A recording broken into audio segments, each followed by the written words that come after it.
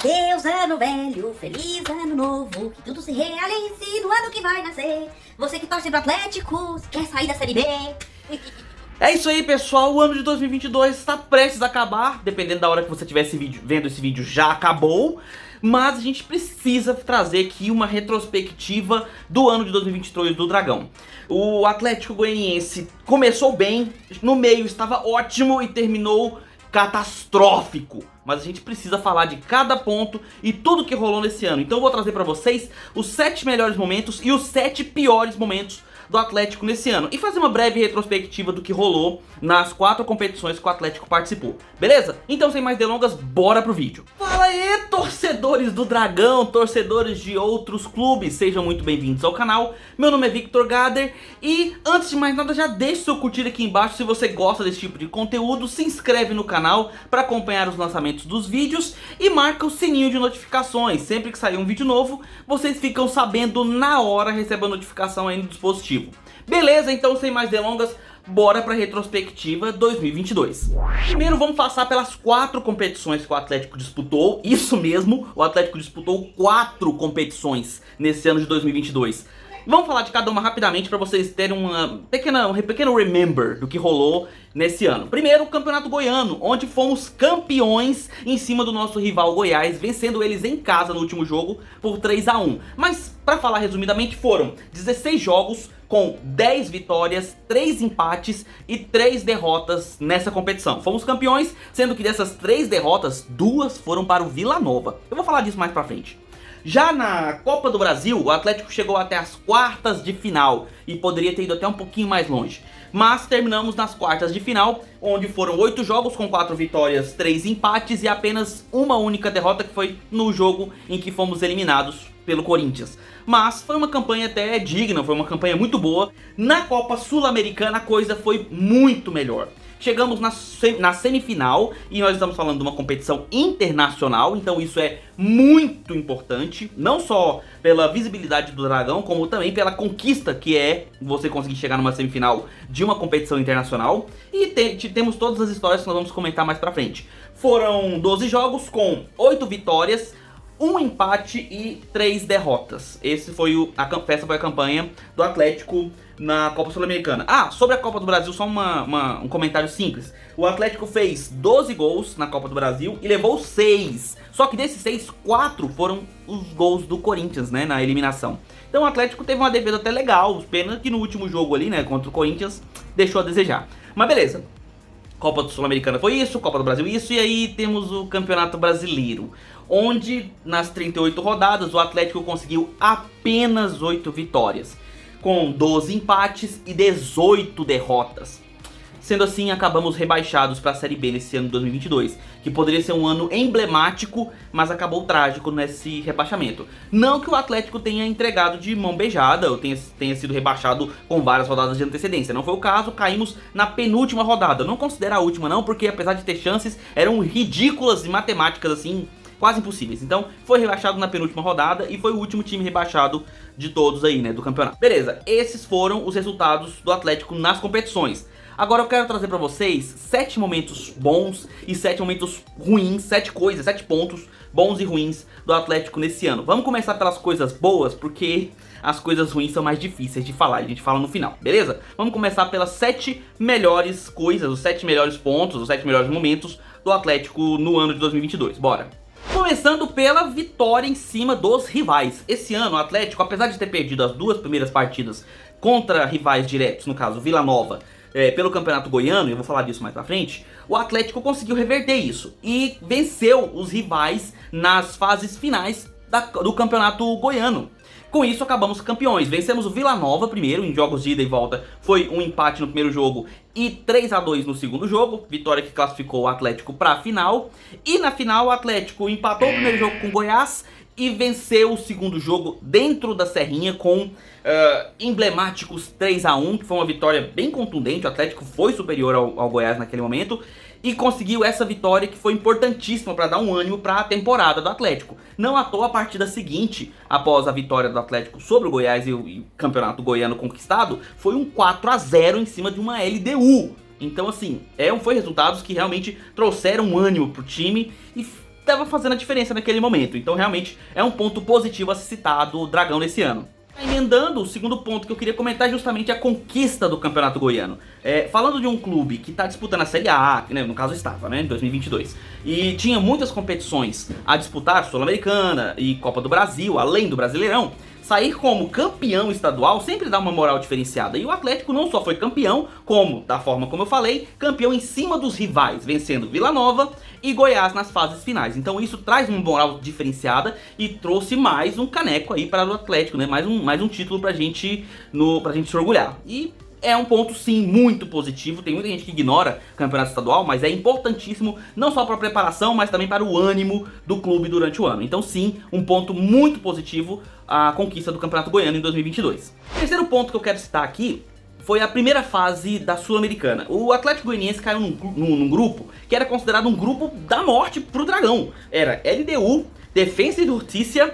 É difícil falar, defensa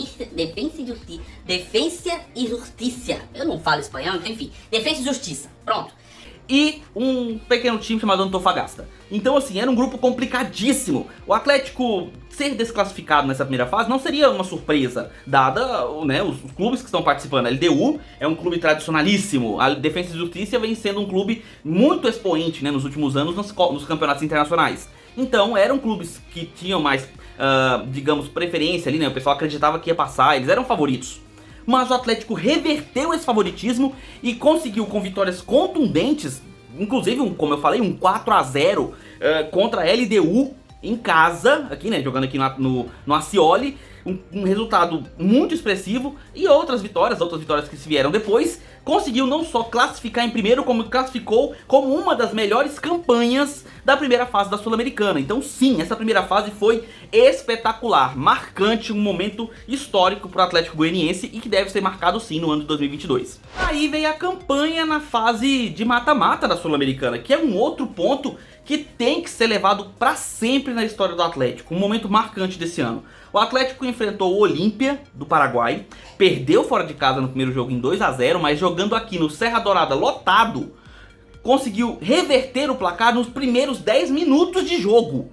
E aí segurou o placar em 2-0, teve chances até de levar gol, mas teve muito mais chance de fazer, e levou para os pênaltis. E nos pênaltis o Atlético conseguiu vencer o Olímpia e se classificar para as quartas de final, que onde nós enfrentaríamos simplesmente o Nacional do Uruguai com Luizito Soares no ataque. Então assim, era aquele tipo de semifinal esperada por todo mundo, né? Que todo mundo queria ver o Soares jogando em Goiânia, no Serra Dourada.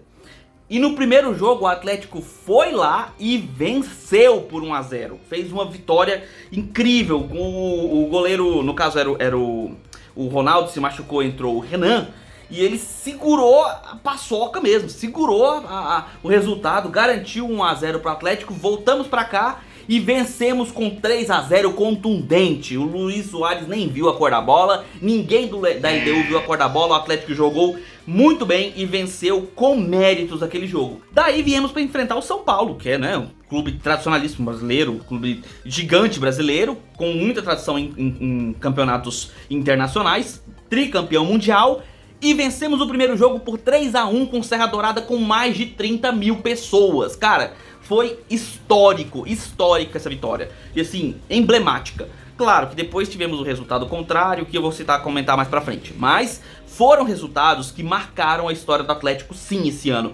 E deram assim uma visibilidade pro Dragão que ele nunca tinha tido. No ano passado a gente até conseguiu disputar a Sul-Americana de maneira digna. Não ficamos, né, não fomos classificados na primeira fase, mas não perdemos nenhum jogo, terminamos invictos. Mas esse ano não só nós nos classificamos em primeiro no grupo, como chegamos na semifinal da Copa Sul-Americana, dos 4 melhores times da competição. Então, cara, é um resultado emblemático que marca sim esse ano de 2022, não só o ano, como a história do Dragão. Agora falando da Copa do Brasil, o Atlético teve um bom desempenho, chegamos até as quartas de final, mas o que realmente marcou nessa Copa foi a eliminação do nosso rival Goiás nas oitavas de final. O Atlético pegou o Goiás, enfrentou o Goiás ali nas oitavas e venceu sem muita dificuldade, vamos combinar. No segundo jogo, o Atlético foi enfrentar o Goiás na Serrinha e não tomou conhecimento do Goiás. Venceu e convenceu com propriedade, um 3-0 com direito a golaço do Wellington Rato.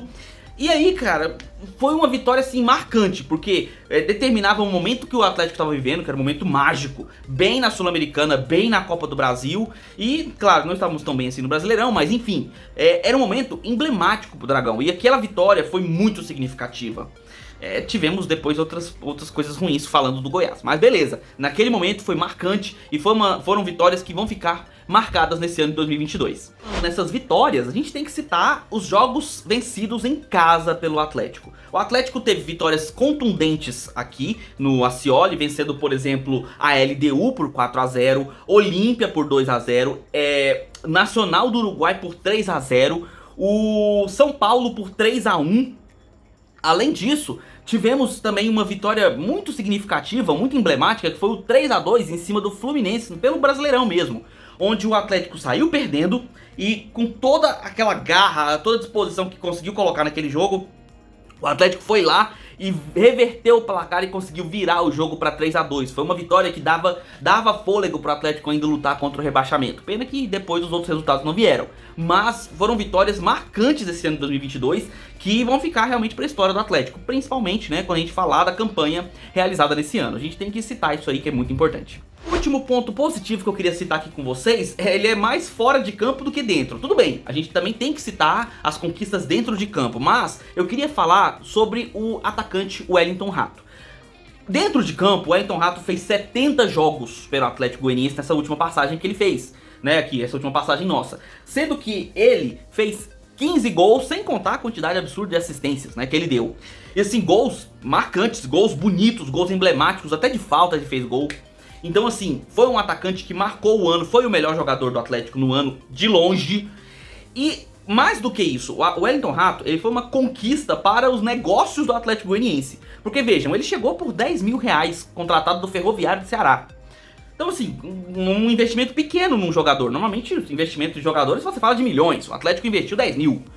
Antes de fazer essa temporada agora de 2022, ele estava emprestado para um time japonês, onde o Atlético recebeu 1 milhão de reais ou euros, desculpa, eu não sei se é reais ou euros, mas enfim, recebeu 1 milhão pelo empréstimo do Wellington Rato. Quando ele voltou pra cá e fez essa campanha maravilhosa, claro que muitos clubes sondaram o Atlético, né, em busca da contratação do Wellington Rato. E aí, nessa negociação do São Paulo, o Adson Batista deu um show de negócio, porque assim, eles tentaram empurrar alguns valores, né, em cima da contratação do Wellington Rato, mas o Adson conseguiu fechar. Olha o seguinte, olha como é que ele fechou. Ele fechou em 5 milhões de reais.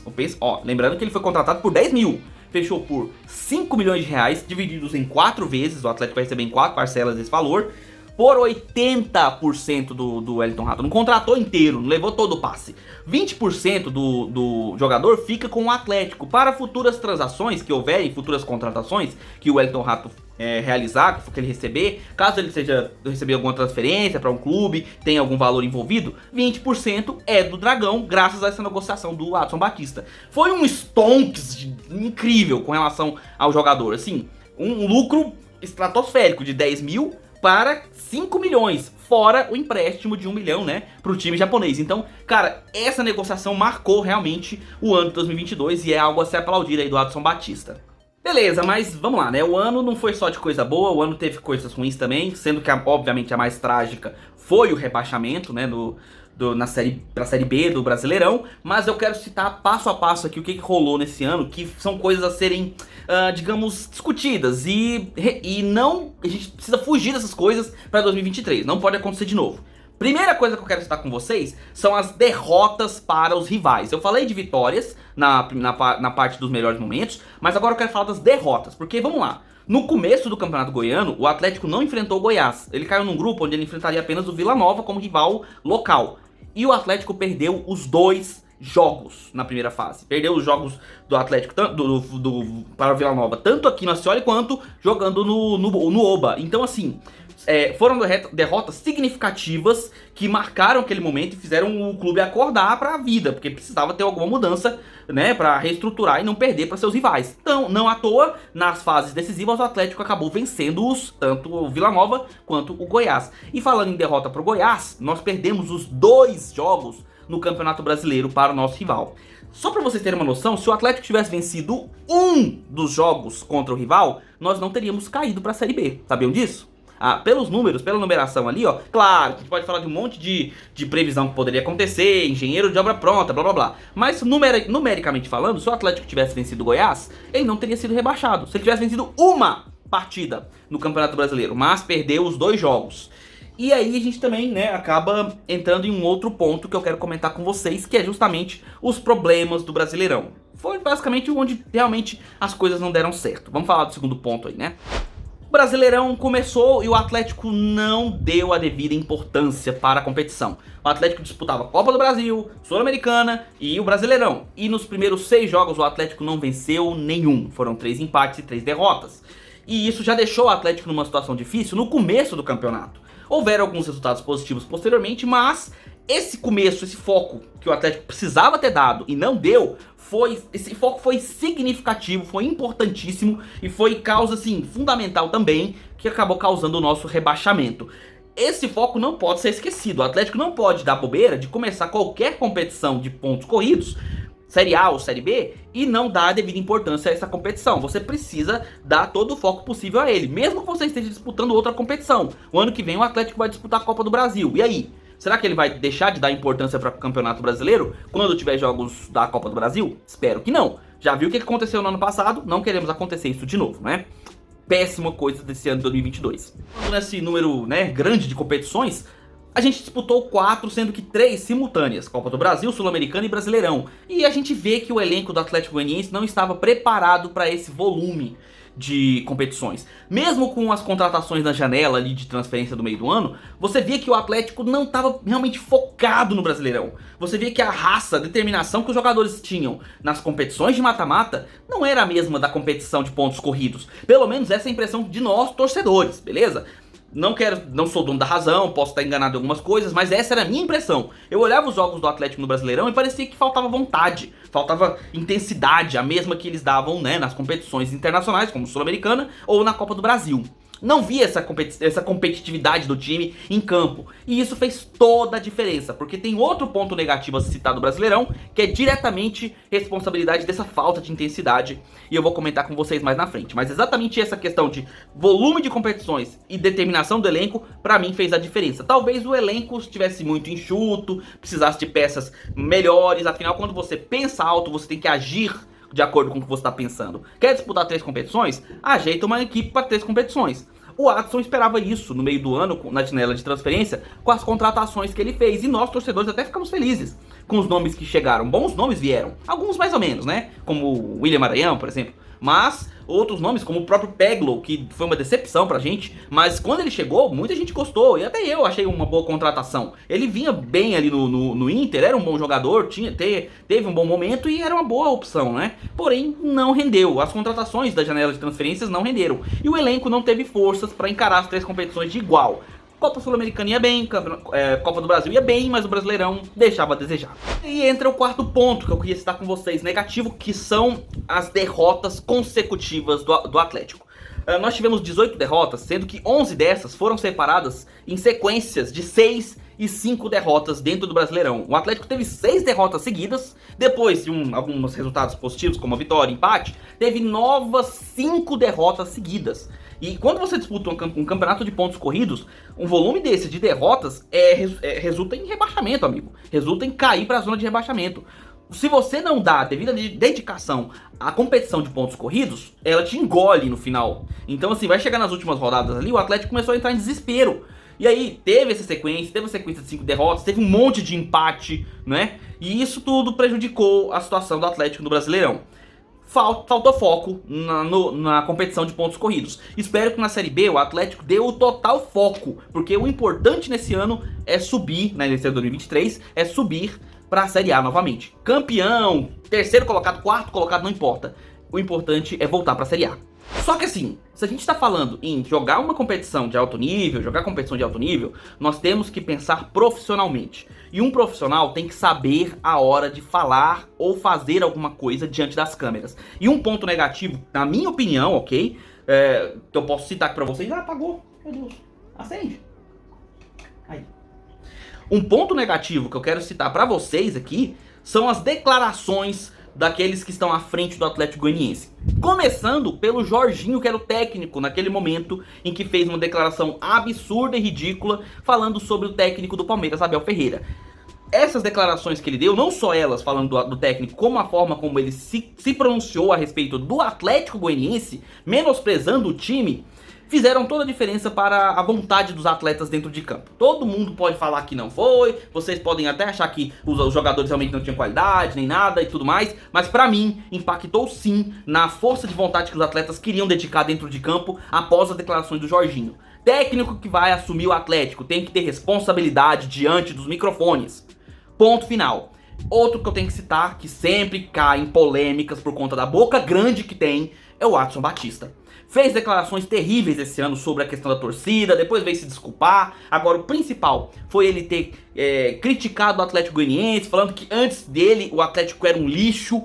Olha, ele pode achar o que ele quiser do Atlético antes dele entrar como um dirigente, como um diretor do clube, mas ele não deve vir a público menosprezar o clube que ele assumiu, independente da situação que tava. Se ele achava que era um lixo, guarde isso pra ele. Ele não pode vir aqui na frente da imprensa e falar isso pra todo mundo, porque isso pega mal. A gente tem que lembrar que tudo que nós falamos diante das câmeras, isso faz diferença. Você como um diretor de um clube, você como um técnico de um clube, você é responsável, você é o porta-voz daquela instituição, você fala pelos torcedores, você fala pelos atletas. Então aquilo que você fala reflete em todo mundo do clube.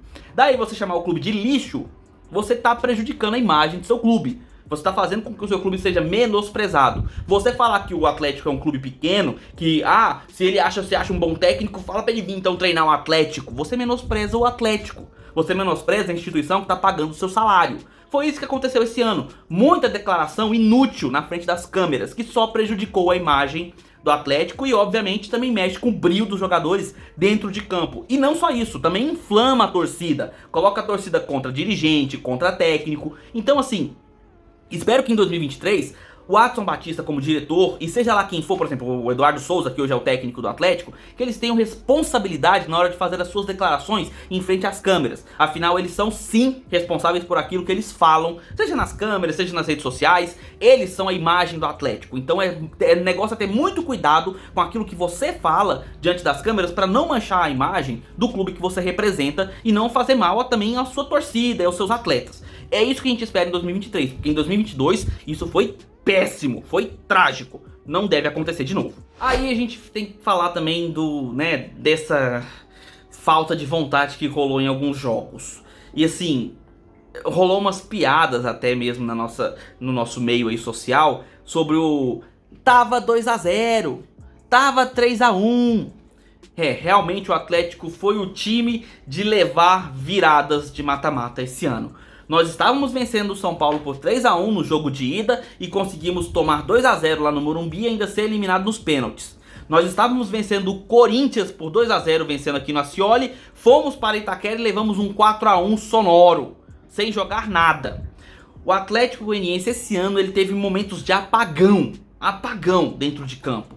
E na minha opinião foi mais um medo de enfrentar clubes de expressão do que realmente uma superioridade técnica. Não que o São Paulo não tenha sido melhor que o Atlético, foi sim. E claro, o Corinthians foi muito superior ao Atlético no jogo lá em Itaquera. Mas eu acredito que se os atletas tivessem tido brio de encarar aquela decisão e tivessem se dedicado de verdade, tivessem se entregado, não teria sido fácil para esses clubes eliminarem o Atlético.